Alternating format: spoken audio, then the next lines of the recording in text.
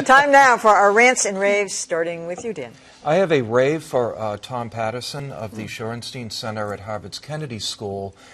Tom last week put out the fourth and final of a series of in-depth database reports on the way that the media covered the presidential campaign.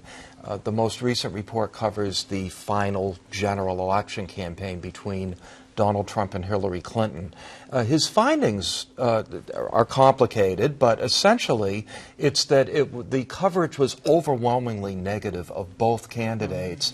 And as a result, there was this kind of flattening out where Hillary Clinton's email story became equal to all of the stuff that we learned about Donald Trump, and probably helped contribute to Trump's victory. Good. All right, who's that? Joanna.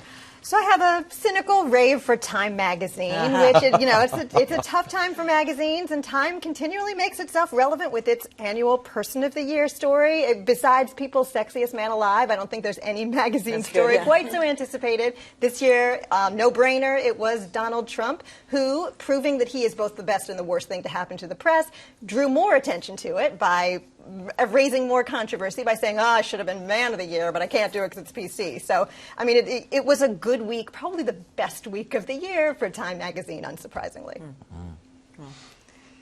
Desperately seeking their relevancy. Yep. All right, Callie.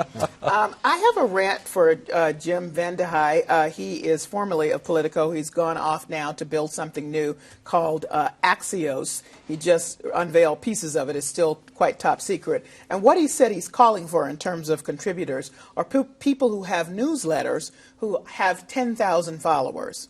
Okay, so it's supposed to be a journalism thing that with people who are writing newsletters that have 10,000 followers, it's going to cover a number of topics. Well, that immediately leaves out a lot of folks. So you're in danger of, or you're guaranteeing that you're going to have the usual suspects hired at this place. And I think it's high time to think. What does he mean, newsletters? Like what? So people that put out online newsletters about various topics and are, have developed some expertise in that. But he wants you to come with 10,000 followers.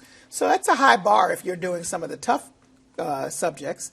And also, if you are representing a certain constituency, it guarantees the same look, the same folk as Politico for a long time looked like. And I think it's a shame in this day and time that it's not reflective. There's not a broader, expansive reflection of perspectives, because I can see where this is going. I can see where it's going too, Kelly, and I think you just wasted your rant because it's going nowhere. I don't know. We'll see. He's a pretty smart guy. I'll be looking for that in a year. All right.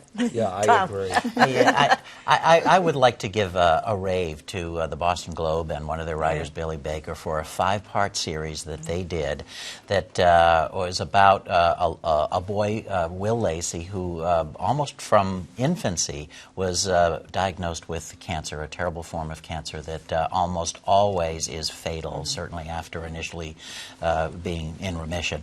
And it was the story of this little boy about his family's effort and a doctor who came in and attempted to come up with a new drug that would, or a new treatment, actually for an old drug, that would combat this form of cancer.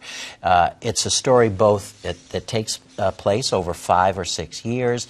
And it's a story about the boy, but it's also a story, and the doctor, but it's a story about how this process goes forward. They went out to get the drug to develop it for other kids. And ended up with the father and the doctor setting up their own pharmaceutical company to manufacture this drug in a way to get around Big Pharma and to address a problem. So it was both inspiring, very, very informative in the way it went, and a great example of narrative journalism. Absolutely terrific. All right. Well, I have a rant today already for the new NBC Boston, which haven't even started yet, but they've launched their big push, and it's going to be a weather van.